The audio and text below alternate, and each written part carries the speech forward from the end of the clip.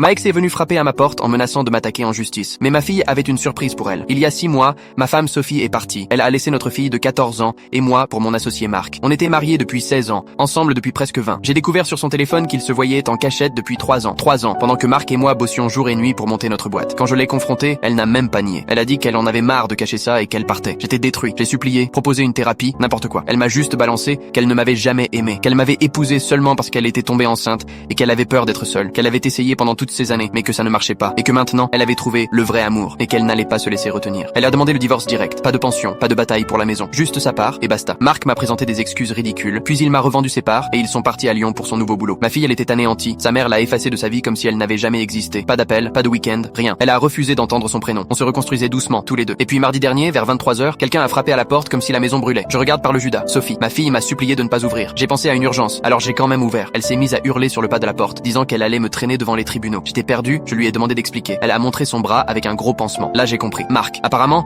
il s'était mis à la rabaisser, à lui reprocher de lui avoir gâché la vie. Il disait qu'à cause d'elle, il avait dû lâcher notre entreprise, qu'il bossait maintenant sous les ordres d'un cousin qui le traitait comme un moins que rien. Il se disputait tous les soirs. 2 jours avant, il avait pété les plombs et balancé un vase en verre sur elle. Elle avait esquivé, mais ça lui avait éclaté le bras. Elle avait pris l'avion direct pour revenir ici.